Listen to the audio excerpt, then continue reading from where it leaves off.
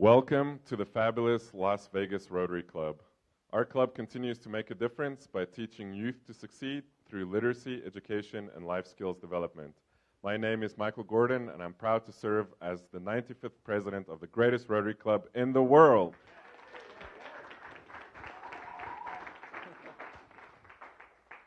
To open our meeting today, I'd like to call to the front Glenn Meier. Thank you, President Michael. You don't have to look too hard in the world today to find evidence that we're being pulled apart, really celebrating or focusing on what our differences are. And one of the things I have always appreciated about my affiliation with Rotary is that I sort of look at us as the antidote to that problem.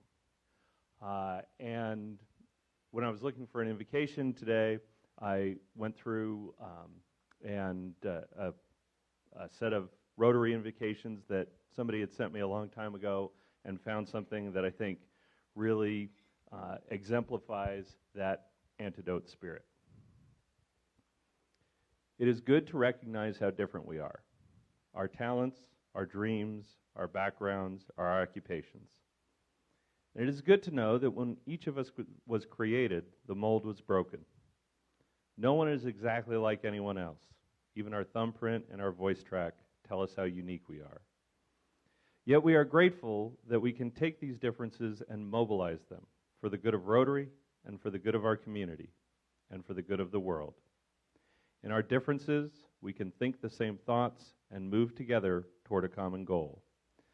We're grateful for the opportunity to meet together and deepen the bonds between us.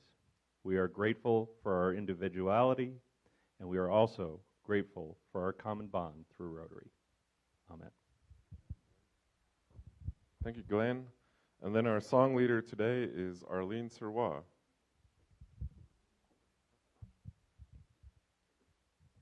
Ready, Mr. DeMille? My country, 'tis of thee.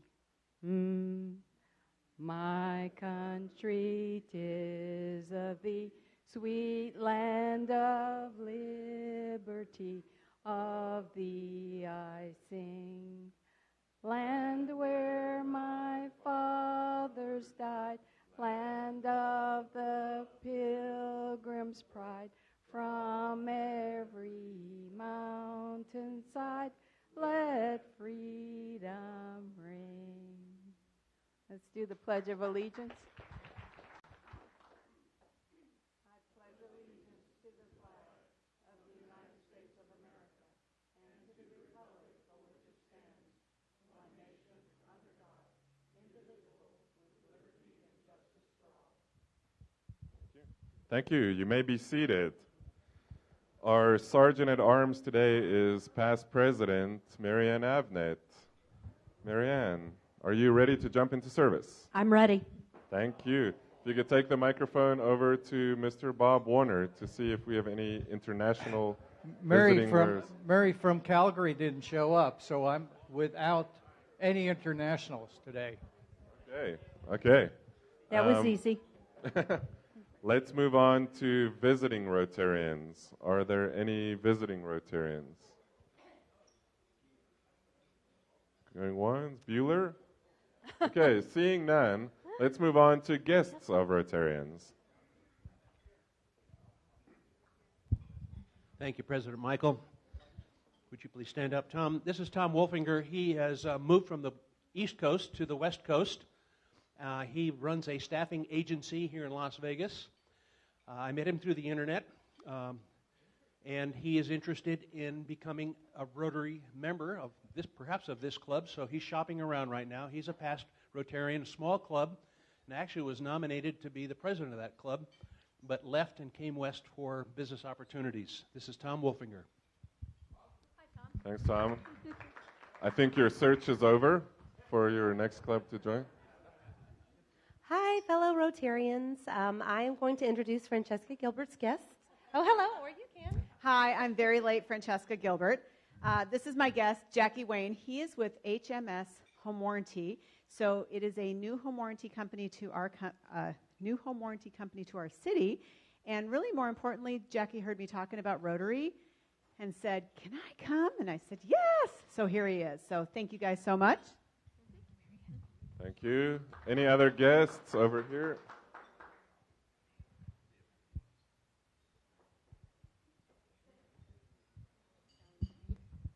I just want to introduce Sally Dobler. Thank you. I'm actually a guest of your esteemed president. So I'm Sally Dobler. I'm the vice president of corporate partnerships for the Las Vegas Metro Chamber. So I am privileged to work with Mary Beth Seawold, your speaker today, and thank you for having me here. I'm delighted to be here. Thank you. Any more guests? Okay, then I would like to introduce my guest at the head table today, Howie Hopkinson, who's a native Las Vegan and owner of Secure Family Financial, a multi-line insurance company for the past 15 years. He's the proud father of 3 teenagers and coaches their volleyball and football teams. He attended both CSN and UNLV, and in his limited spare time, he enjoys bow fishing, snowboarding, and riding dirt bikes. Please join me in welcoming all our visiting Rotarians and guests. I'd like to thank the following Rotarians who helped today: Teresa Petronovich for setup, and I think Bob Warner too. Greeters, Jamel and Sidra. Tickets, of course, Marie and John. Glenn for the invocation, Arleen for our song leader. Past President Jim, as always, the photographer, and then Michael Williams needs some help tearing down today. Past President Mary Ann, if you could take the microphone to Past President Jim to tell us about our wonderful evening we had last Friday night. Thank you, President Michael. We did have a great night, and the winds died down. It was beautiful at Tom Krob's house on the 15th hole of TPC. Not only did we have fun, we had Irish stew, and we had lots of drinks. We raised $1,150 net for the foundation, so that's pretty nice.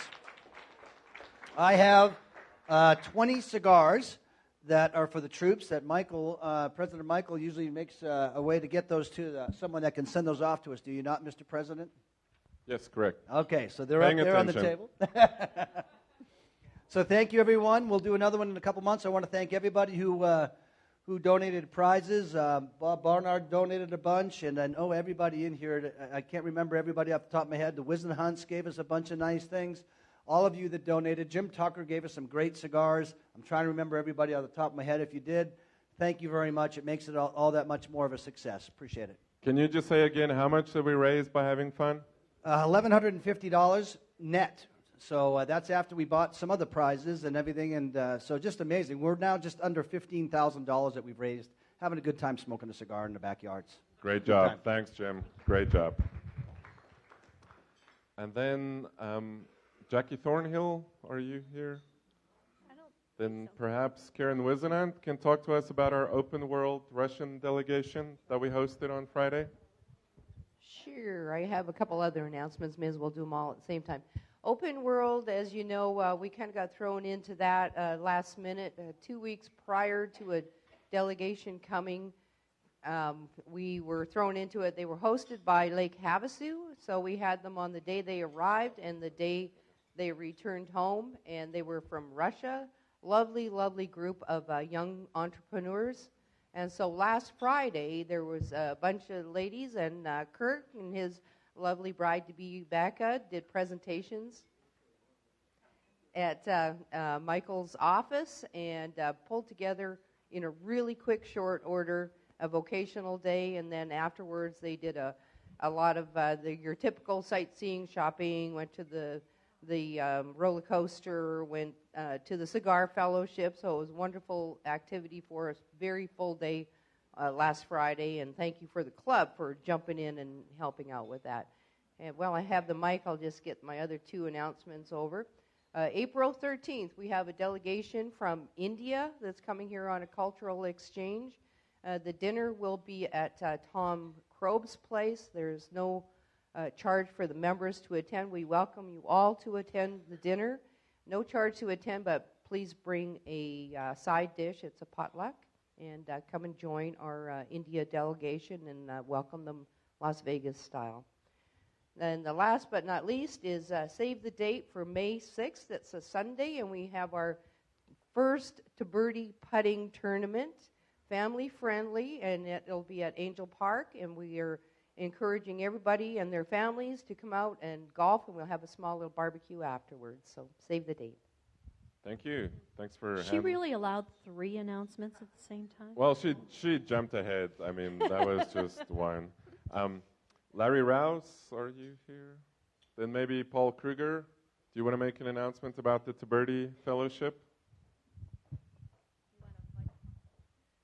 Yes, I need a microphone. Thank you, Mary Ann.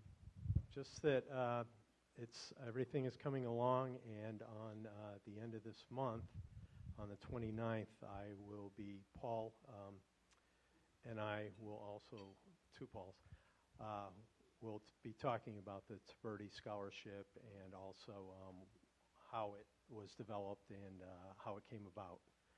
And I guess that's it. So to become a Tiberti Fellow, people will contribute to our $2 million goal? Correct. And in order to become a fellow, it costs $1,000. But if you've been giving all along, as most of us do, then you can call up our treasurer, and he can inform you of that, who is Jerry Engel. So you can see me, you can see Sean, you can see Paul, or other Paul, if you want to know where you are and your Tiberti Fellow status. So thank you, Paul. You're welcome. And then I'd like to call to the front President-elect Jim Cole for a special presentation.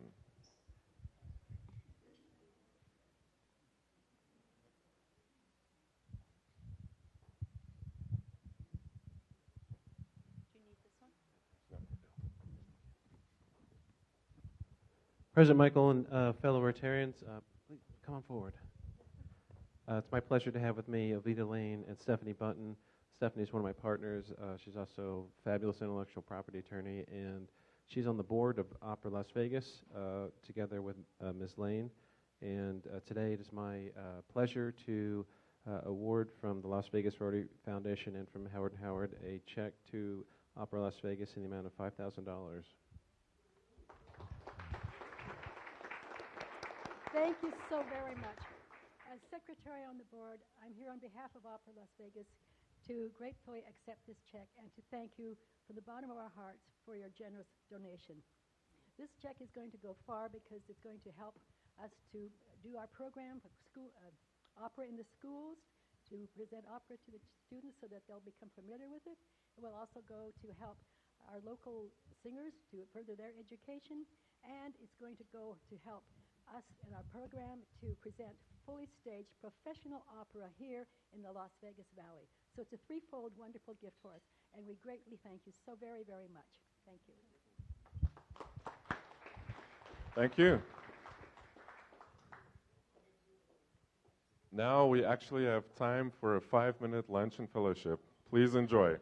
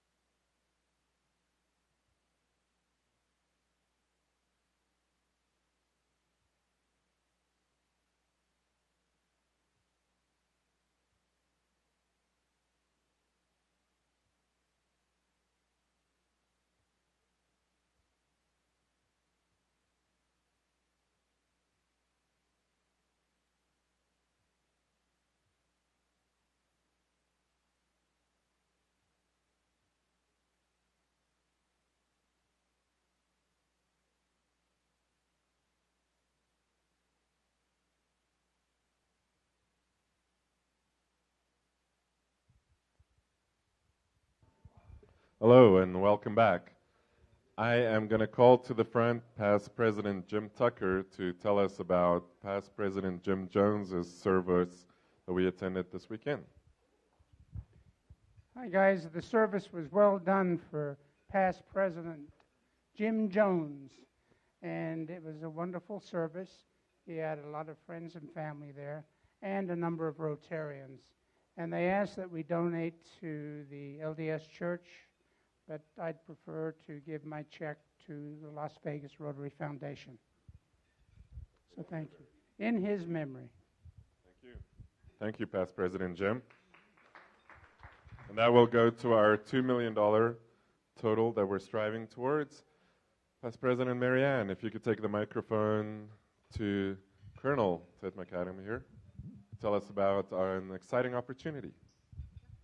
If all of you remember Veterans Day last November, we had the Vice Commander from Creech Air Force Base, which is in Indian Springs, come talk to us about the drone operation. If you don't know what is going on, we actually have training and actual combat control of drones that fly over Syria and Afghanistan conducted at Creech Air Force Base. It's an incredible operation. His presentation was really interesting for me, and afterwards several people came up and said, can we go touch and feel? We have coordinated a May 29th visit to Creech Air Force Base where we will get a briefing from the ops team, be able to see the actual modules, which are the simulated cockpits where the controller and the weapons employment person sit and coordinate and actually expend ordnance. We won't see the operation live, but we will see where they actually do the training. We'll have lunch out there, and we'll actually get up close and personal with a Predator, which is the Reaper. The Reaper is the brand new, the MQ-9, and see its ordnance and get a briefing on its capabilities. I need to get a feel for how many people would be interested in going. There will be a small charge. We'll have to contribute for the cost of the bus. We can only go in one vehicle. Lunch will be anywhere between $4 to $10, and it's yours to pay at their cafeteria. So if you think you would like to go, please raise your hand high in the air so I can count. We have to select the proper bus. Okay? I'm coming around the circle here. 1, 2, 3, 4, 5, 6, 7, 8,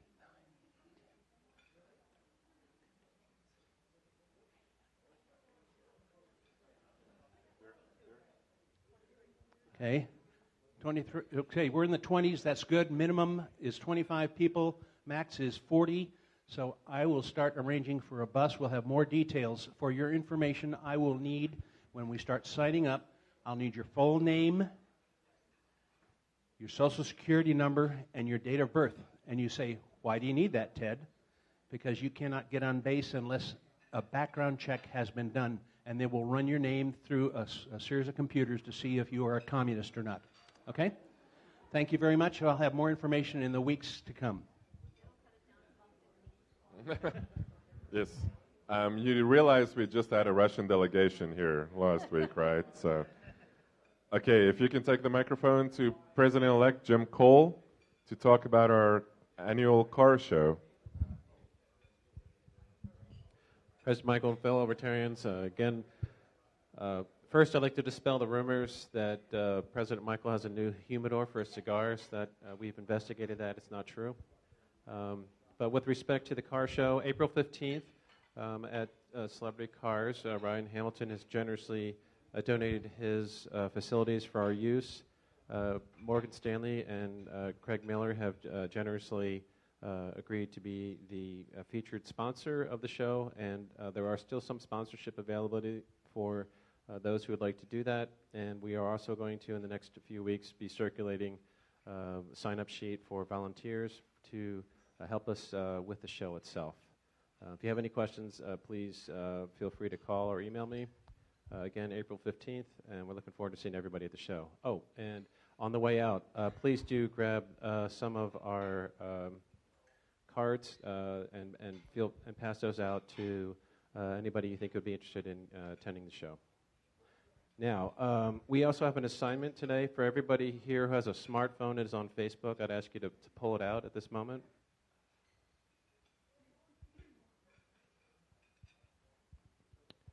So if you could then search for Las Vegas Rotary Car Show.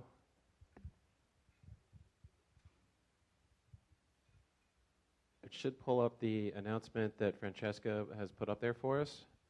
And if you touch on the car show itself, you should then have the ability to share this. And this is one way to help us publicize the car show. And we greatly appreciate it if you just share it on your feed.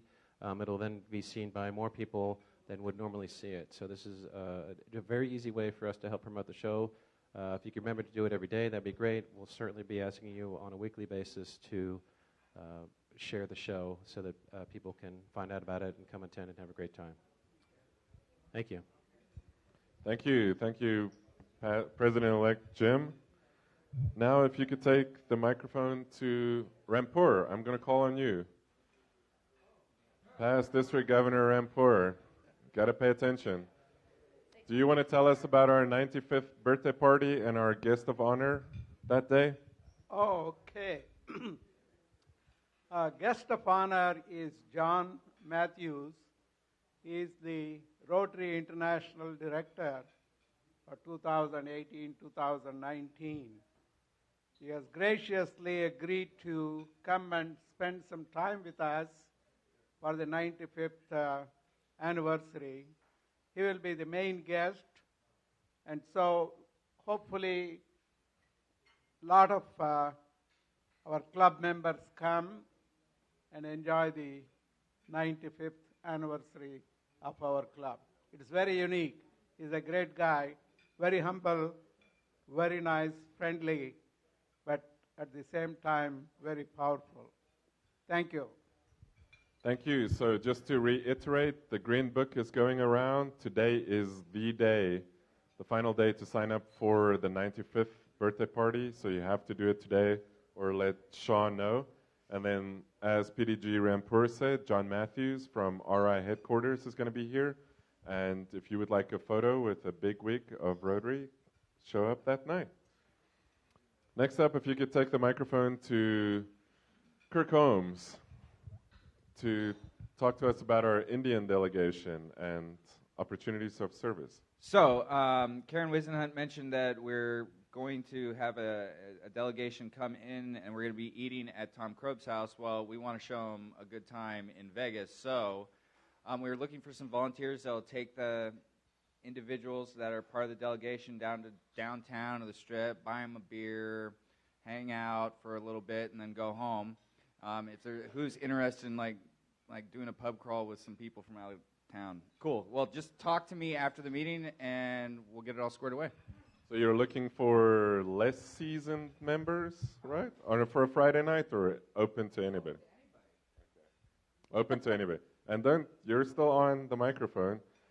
So for the weekly car show, this Saturday? Yes. I know Chris Bennett is going this week, but we also need as many Rotarians every single week until the car show Saturday morning to go to take these flyers and basically go mix and mingle at Ryan Hamilton's weekly car show, which is just south of the 215 on Eastern, on the left-hand side if you're going southbound. Okay, Ryan, anything you want to add to that?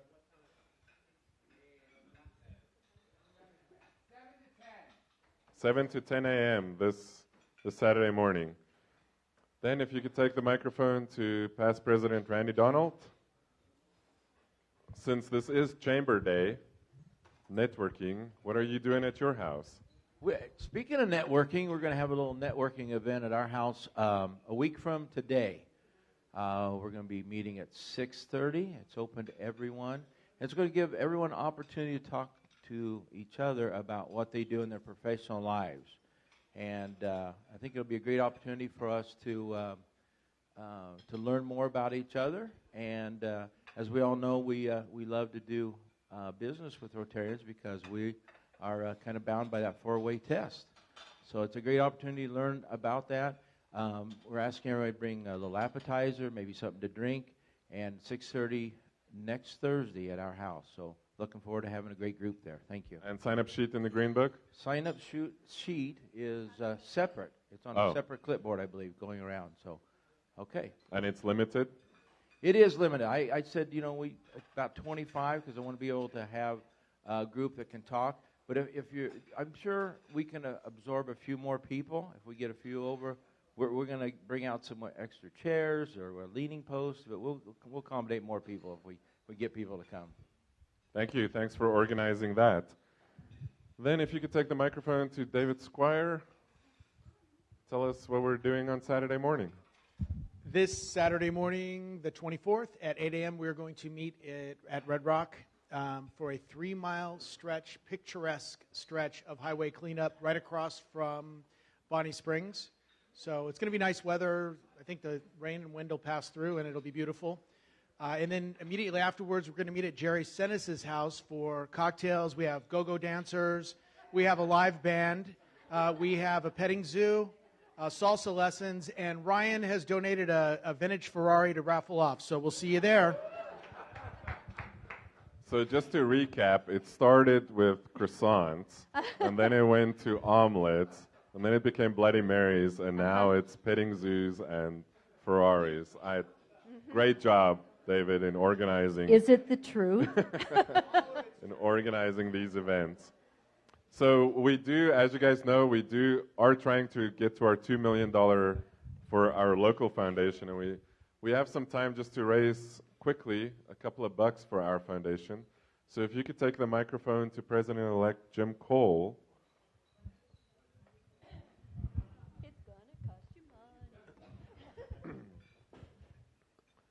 Jim, so Yes. this morning there was some publicity for a specific school that I remember you invited us to. Yes, President Michael. As some of you will recall, I'm on the foundation for the Cristo Rey St. Viator Las Vegas High School, and we were in front of City Council for North Las Vegas yesterday, and I guess the news decided that it was newsworthy and did a piece on it. I'm very happy to say that we are under contract for a piece of land. We have plans for a building, and we're very confident that we're going to be opening in the fall of 2019, and this school is it's a passion that I truly believe in. I mean, taking underprivileged children, getting them into the workplace, and allowing them to understand that they can and should be members of corporate American society is just a great project. So they work, for those of you who didn't see it, just really briefly, the kids work 1 day a week in local businesses. So on Monday, the freshmen go. On Tuesday, the sophomores go, et cetera, et cetera. That's how they pay for the school. The business doesn't pay the student. The business pays the school for the students' tuition. And so these are really hungry kids who want to come out. Their acceptance rate to college is off the charts. Their retention in college is higher than any demographic in the country. And their graduation rate is also higher than any demographic in the country. So this really is taking kids from neighborhoods that are not typical feeders for college and gets them into college and allows them to break the poverty cycle from the inside. So super happy about it. Go ahead and find me. I'll keep talking. Yeah, well, I was going to say, how much more time do you need? But thank you, sir. A whole program, maybe next year. Thank you for your $95 donation to our foundation. And then if you could take the microphone to, actually, I'm just going to let him come to the front. So, past President Dave Thorson, how are you, sir? Why don't you come up here? This is a special find. Apparently you had some, well, no, on this side. Apparently there was some meeting that you organized before this meeting. That's the first fine. The second fine is for winning the Power of Good giveaway as the USO, so congratulations on that. Third, while I got you here. This sounds really expensive. Apparently, the Rotary Club is going to need some lunch on May 29th at Creech Air Force Base. Maybe the USO can give us a couple of gummy bears or something. But then fourth, the real fine is, this is from District Governor Regatta for the 2016-17 year, thanking you and your leadership for the Certificate of Appreciation for our club's financial support of End Polio Now. So thank you for your leadership this last year, and I would like to congratulate you and thank you for your $95 donation. Thank you. Happy to be of service. And thank all of you, obviously, for making this happen. So thanks, Michael.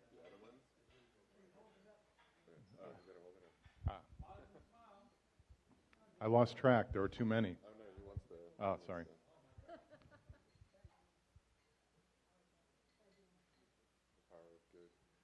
Yeah, so the Power of Good was a Nevada NV Energy contest, a voting contest. I've been informed by Michael that we got third, which rates us for $2,000 at the USO. I have not seen those results myself, so you've got better game than the USO does in that regard. And then, that was it? Yes. So we had our first debunking party. So put it on your calendars, June 28th. We've got a great venue. We've got a great committee. We're going to have a great program. It'll be better than Cirque du Soleil and more water than O. So please be there on that day. And we're looking forward to wishing you farewell into past presidency. Thank you. Thank you, sir. And now let's go to our drawing. So if you can get your tickets out to draw for our joker, the number is 659-4362. 4362. Marie Walsh, come on up.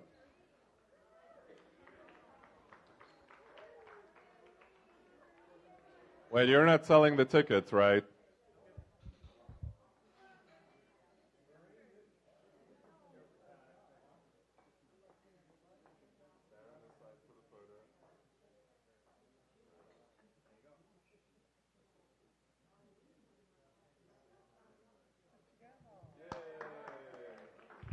She got the 9 of hearts. Here you go. Thank you. And then for the Lowry Bucks, the number is 4342. Hold on, is that you too? 4342. No, that's not Marie. Ryan Hamilton. Yay, you can take your lovely bride, Lisa.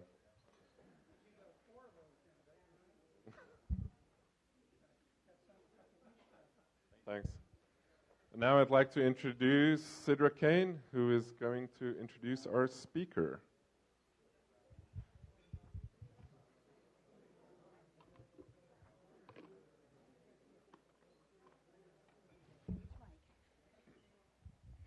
Thank you.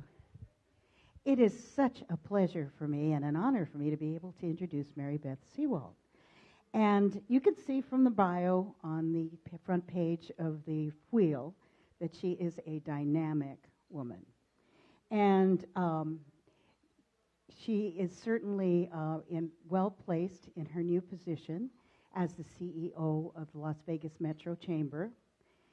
And we are excited as members of the Chamber, and I've been an active member for a lot of years, very excited to see her. One of the things I'm extremely impressed with Mary Beth on is that she has made it her business to be sure that everybody who's a member of the Chamber has access to her. And I think that's a wonderful thing because there's a lot of members in the Chamber. But she's poised to do a fantastic job. We're happy to have her here today. And so without further ado, Mary Beth Seawald from Las Vegas Metro Chamber. I'll just put it in here. Hello, everybody. Good afternoon. Wow, what a great group. You know, I'm so excited to be at the Las Vegas Chamber today, and I will tell you why. I am a proud, sorry for the noise, is that okay?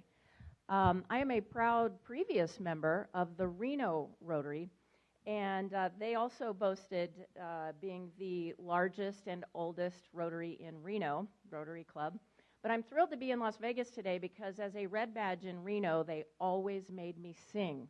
So I'm so thrilled to not have to sing today. So thank you for that, because I can't really carry a tune. But I'm thrilled to be here today. Thank you, President Michael, for having me today. It's really an honor to be here to speak to such a great club. I know the service you guys all provide for Las Vegas and your communities is just top-notch. And I can't tell you, I know from my service time at the Reno Rotary the things that we did and the heart that we put into everything we did. And I know that this club is no different whatsoever. So thank you. A hand to you guys for all you do. Thank you. I would also like to say happy anniversary to the Las Vegas Rotary Club. You guys are 95 years old. The Reno Chamber was started in 1911, and we have a few things in common, which I'll get to in just a few minutes. But I know that the what did I say? Reno Rotary, Las Vegas Chamber, where am I? I don't know. Anyway, it's such an honor to be here, really. And I came into my role as the CEO of the Las Vegas Metro Chamber from the Broadcasters Association. Many of you may or may not know that, but I am a longtime broadcaster. I'm originally from Missouri, and I was with the graduate of the University of Missouri School of Journalism and worked my way up through the broadcasting industry. So as in my role at the Broadcasters Association, it was my job mainly to elevate the influence of the Broadcasters Association because really no one knew who the Broadcasters Association was, much less did they care. So I got so much out of my membership at the Chamber because we really needed to form some strategic partnerships, and I found that the best way to do that was through the Chamber. And I really valued that the Chamber was looking out for our region and really pushing for the things that we need to grow and to thrive. And through the Chamber, I really felt like I was part of something bigger, really. Much like at the Reno Rotary and you all here at the Las Vegas Rotary, you feel like you're with something that's bigger, and you're actually making an impact on the community. So now, as CEO, I really appreciate the opportunity to talk to all of you today, and I'm honored to be here. So thank you again for that. I will tell you a little about the Las Vegas Metro Chamber. We really stand on three basic pillars, and those are advocacy, partnership, and resources. There's been a lot of things happened since our formation in 1911. I'll give you a little bit of the background. With more than 107 years of serving this community and championing our growth here in Las Vegas, the Metro Chamber really has a strong legacy of creating solutions and really supporting our region. We've driven transformation as the needs shift and the opportunities grow, ensuring that Las Vegas is and remains a really great place to be. And I know that's what the Las Vegas Rotary is all about as well. We're at the Chamber, we are committed to ensuring that our members have the resources they need in the environment, in this tough environment. It's so tough, especially for small businesses. We want to help them create jobs and to really thrive in this community. So you can see we have a proud legacy of creating solutions, driving transformation, and ensuring the growth of the business-friendly climate to everybody involved in the community. We at the Chamber share a love and a passion for this community, much like the Las Vegas Rotary Club. Both organizations have been an integral part in the formation and the development of so many of the assets here that we have, and we've worked together in solving a lot of problems. In fact, I was really interested to learn, and I didn't know this until just recently, that the Chamber and Rotary, the Las Vegas Rotary, share a connection. Does anybody have any idea what that is? It's actually in your book. You know what that is. That's right. The Las Vegas Rotary, as you know, was formed in 1923 when Les Saunders came here from Southern California to take over as manager of the Chamber of Commerce. One of the first things he did was to encourage the formation of the Las Vegas Rotary. So it's so exciting to know that all of these things that we have in common. In fact, one of the initial Rotary leaders was at the Chamber, including Roy W. Martin, James Cashman, and Pop Squires. So some of those names will be familiar, and you probably are very familiar with those names. They, like you all, were formidable leaders who were really invested in this region, just like those of us at the Chamber. Through organizations like the Chamber and Rotary Club, they created solutions and really laid the foundation of this entire community. They laid the foundation for the infrastructure and institutions that really this community needs to grow and thrive and to sustain itself ultimately.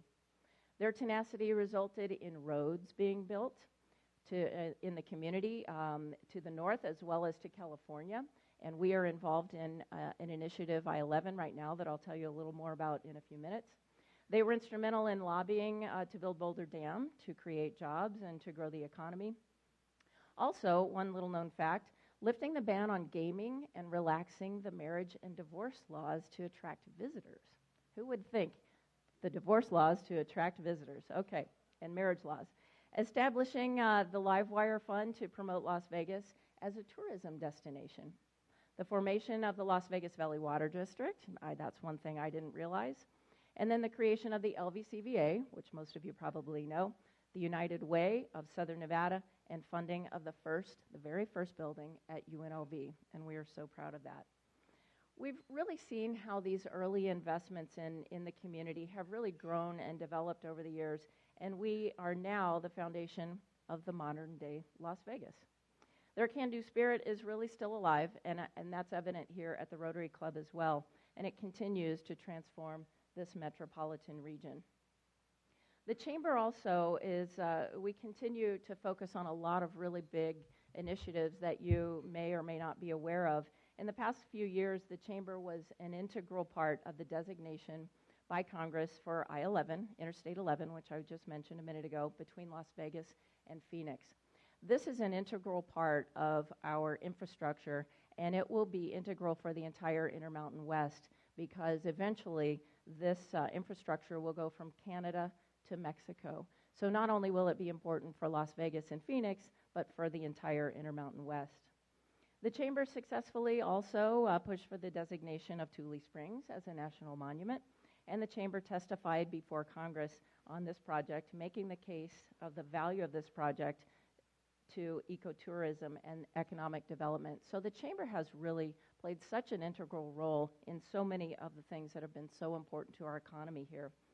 The Chamber's also been a leading advocate for the UNLV School of Medicine from the beginning, including securing the initial state funding for that. That's another thing that you may not know. We worked with legislators creating the Southern Nevada Forum to determine our regional priorities ahead of the next legislature. So if any of you are involved in that, we appreciate that. But if you're not involved, you don't have to be a Chamber member to be involved in the Southern Nevada Forum. So we invite you to participate in that, because it truly is integral and truly your voice is heard.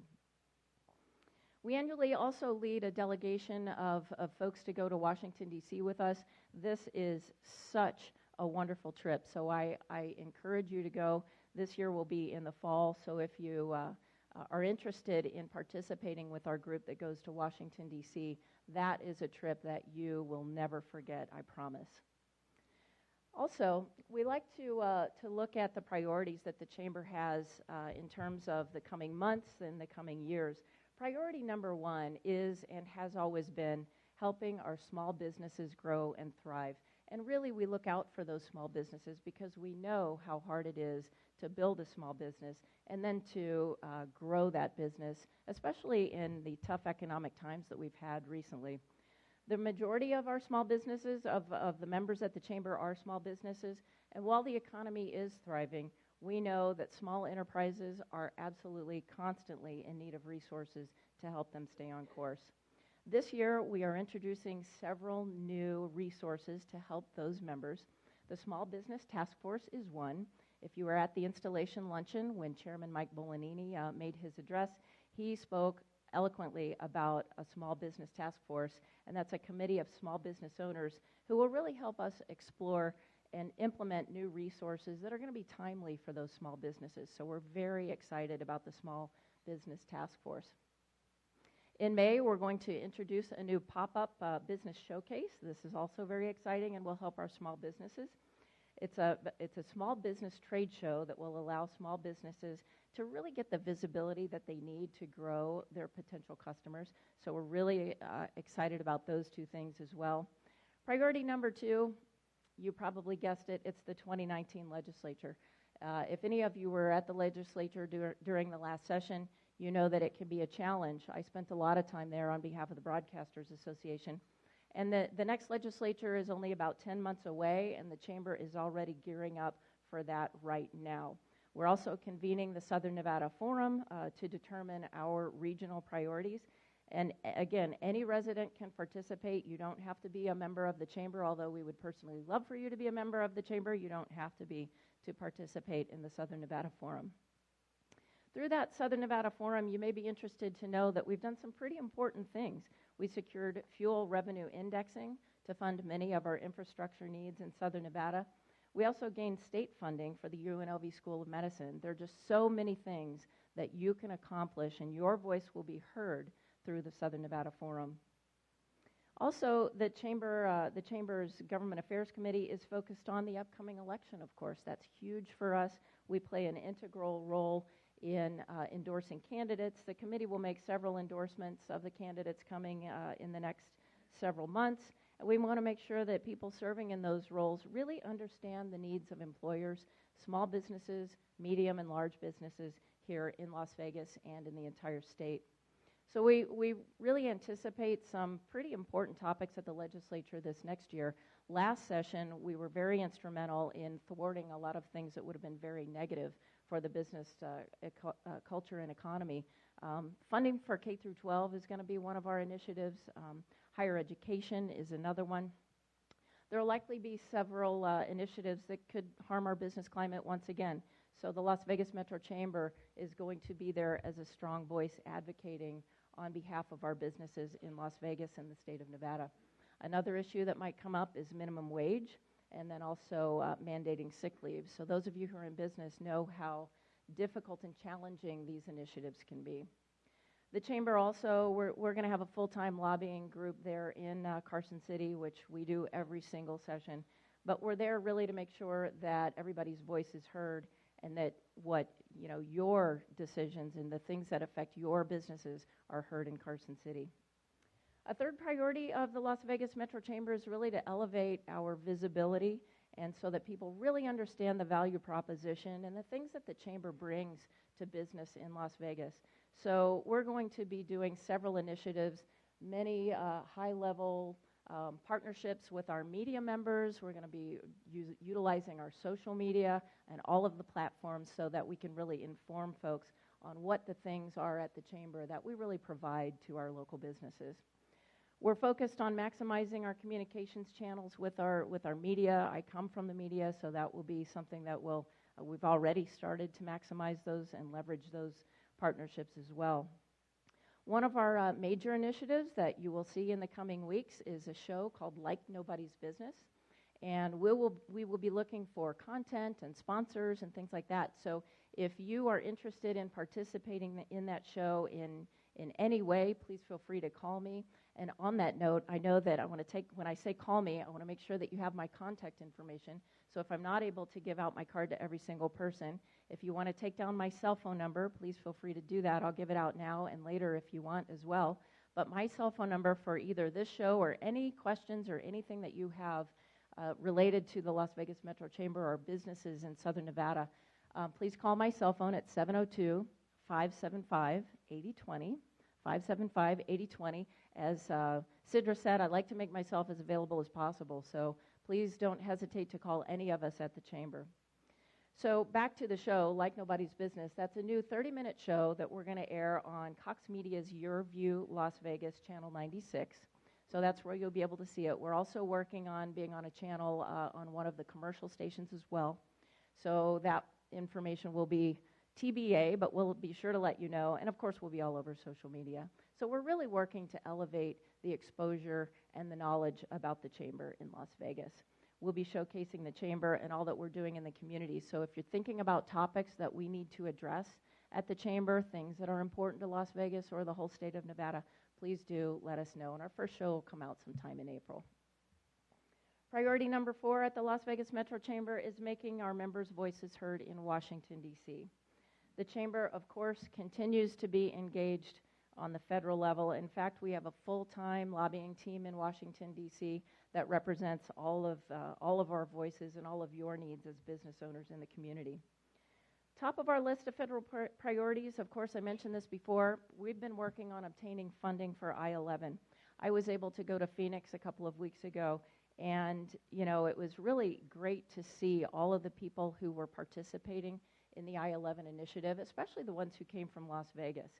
A few weeks ago also, our chairman, Mike Bolanini of Cox Communications, I went with him and Paul Muradkin, our government affairs person at the Las Vegas Metro Chamber.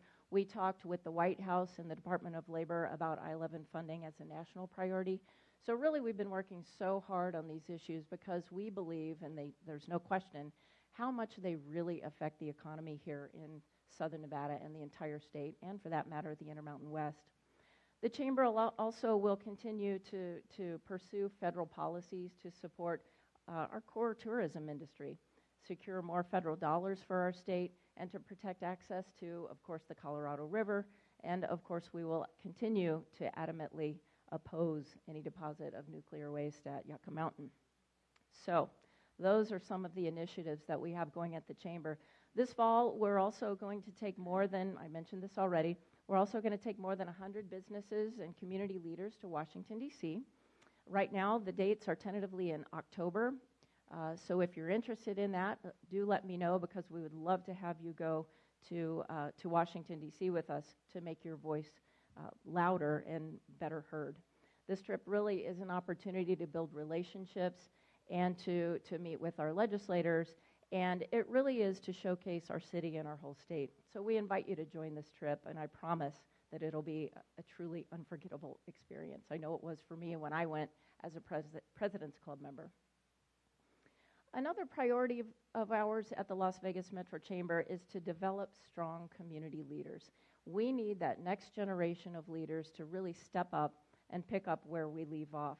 The Chamber is focused on building leadership capacity of our community, and while we have had great current and past leaders who have stepped up to really share in the responsibility of this community, we really need to develop a new pipeline of brand new leaders who are really prepared to step up and take the reins. The Chamber created several leadership programs, the Leadership Foundation of Greater Las Vegas, which Kara Clark over here is in charge of. So Kara, stand up and say hello. If anybody has any questions, Kara does a lot of work with our foundation, so if you have questions, please feel free to see her as well. Our programs, we're so proud of these programs. They include Leadership Las Vegas, which has graduated 1,300 leaders over the past 30 years who have gone on to serve Las Vegas in so many leadership capacities, and we're really proud of that. We also have Leadership Advance, which is for emerging leaders who really want to get that core training, as well as learning more about the region in general. And applications are currently open for both of these programs, so if you're interested in Leadership or Leadership Advance, you can still apply, and you have until May to do that. Kara, what's the date in May? I believe it is. Yep. So those are both great. They're just wonderful programs, and I can't say enough about those. Other foundation programs that we have at the Las Vegas Metro Chamber that you may not be aware of: Focus Las Vegas, to keep leaders informed on current topics. We have Vegas Young Professionals, and that has been tremendously popular with the youth of our communities, and they really help connect and engage that next generation of leaders, which I think we're all really interested in developing and having. Access Las Vegas is a brand new program. It's for executives who are either new to Las Vegas, who really just want to get up to speed on how things work around here. We kind of call it the speed dating of leadership, and it's really a lot of fun. And the folks who have attended that have really enjoyed it, so we're very proud of those programs. And next, we just want you to engage with the Chamber. I want to thank you so much for your time today. And again, I'll give you all my contact information. I want to be so accessible, because if you have any needs at all, I want the Las Vegas Metro Chamber to be indispensable to you, because I want it to be such that if you could wave a magic wand and your Las Vegas Metro Chamber could do anything for you, I want to know what that would be, whether it's for you personally or for any business needs that you might have. So my contact information is up on the screen. You can email me at mbsewald@lvchamber.com, or of course, again, call my cell phone at 702-575-8020, and you can check out all of the resources that we have on our website. So once again, I thank you so much for having me today. As you can tell, we're pretty busy at the Chamber, but we appreciate being here, and any questions or suggestions that you might have for us at the Chamber, I want to open it up for questions if we have any time. Thank you again so much.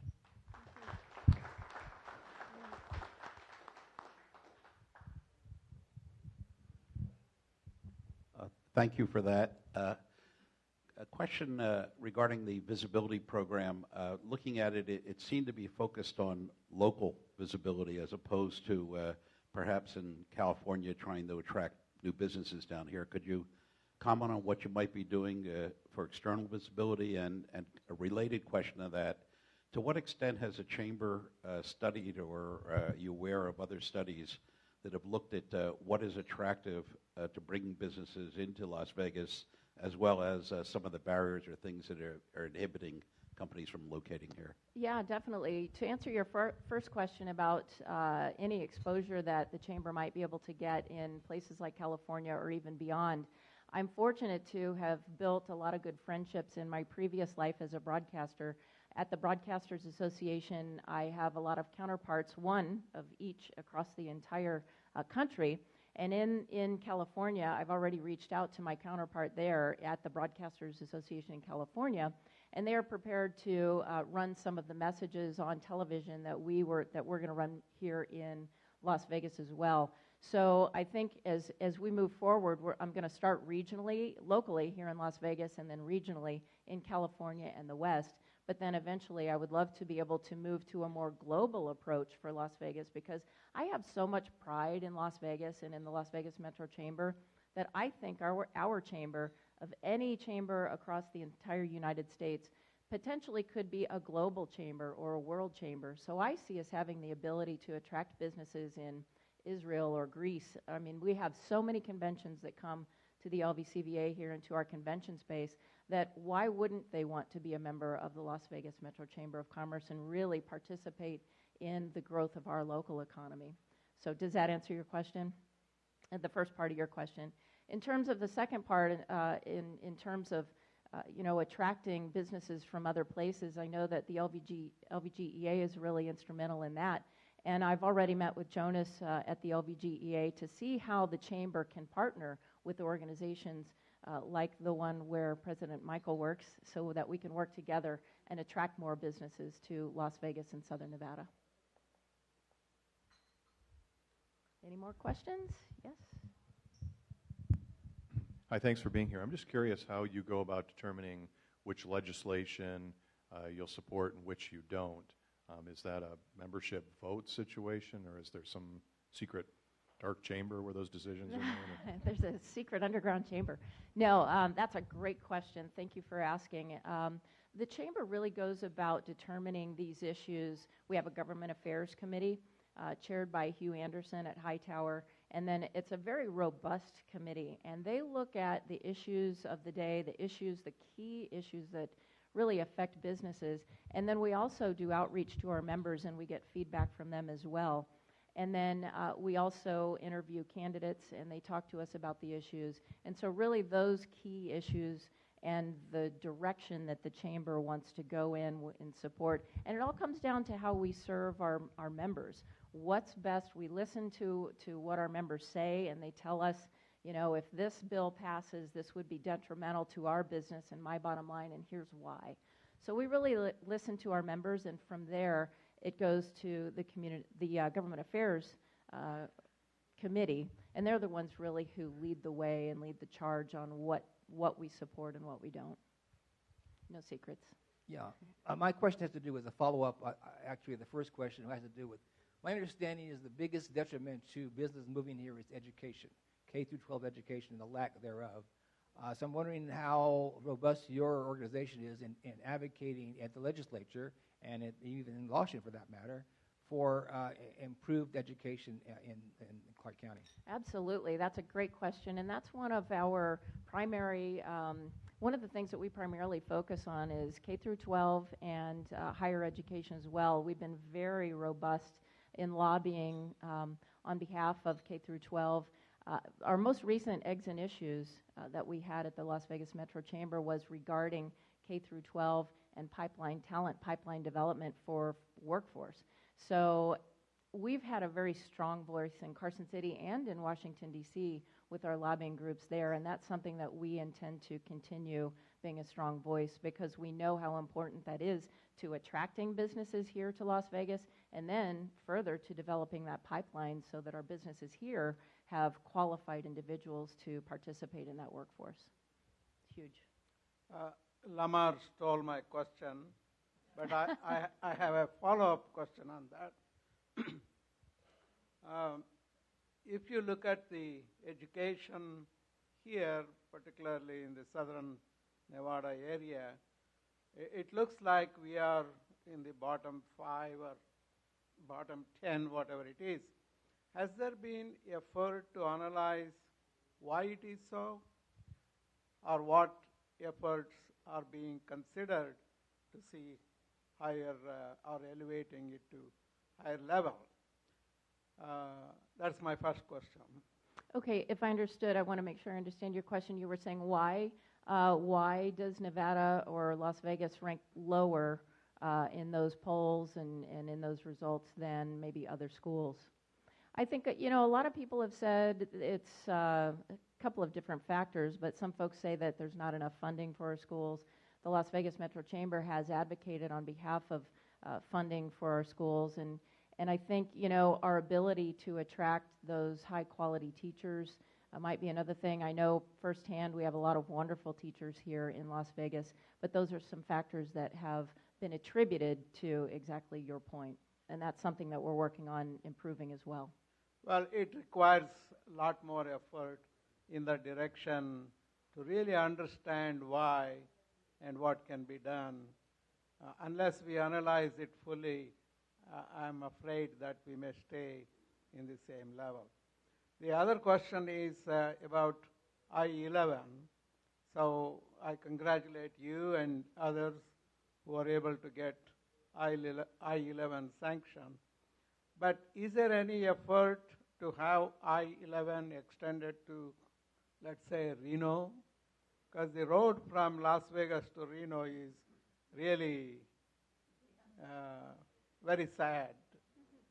So I'm just wondering whether you have any consideration in that respect. Yeah, that is a great question, and as someone who has made that drive more times than I care to ever do again, to your point, yes, there are environmental impact studies happening right now, because as I said, I-11 potentially will go Canada to Mexico, and so north of Las Vegas, there are a couple of different routes being observed at the moment. The environmental impact studies are there, and you probably know, President Michael, a lot about that as well. The road between Las Vegas and Reno is being considered now, and my feeling after having attended the summit in Phoenix regarding I-11 is that that's the direction they're thinking of going, because there's a road that already exists there, and it would be less expensive and so forth to utilize the current route that's already in place. So I personally am keeping my fingers crossed for that alternative, but it does remain to be seen. But if I had to guess, I would think that they probably will lean toward utilizing that freeway and improving it. When the Riviera Hotel was first acquired, the concept was to put an Epcot Center International Business Center in the site, which ultimately got changed to the expansion of the convention center for another 600,000 square feet. But you talked about international attractiveness of Las Vegas. So what happened to the concept of the International Business Center? That's a great question. I personally don't know the answer to that. Do you, President Michael? No, the Riviera was before, I think, most people's time, right? Yeah, sorry I don't know the answer to that. It's a good question, one that maybe Rossi Rollencutter could be a guest and answer that question. Yeah. Well, yeah, the current expansion, the Las Vegas Metro Chamber has supported the current expansion. Of course, we believe that will do nothing but, really provide for even more of a robust facility here for Las Vegas and for our convention space. And we couldn't be more excited at the Chamber to be a supporter of the expansion. And we look forward to being able to handle a lot larger and a lot more convention events that will come to Las Vegas. And that can only help raise the bar for the entire community, and the economic impact will just be tremendous. So we're in favor, of course, of that. So we're looking forward to that expansion being completed. Thank you. Okay, thank you very much. Hold on. You got to take a photo. Oh, yes. So, Mary Beth, thank you for coming to speak to us today. And for that, we would like to present you with our Share What You Can Award, where we will present a hot meal to a homeless vet in your name.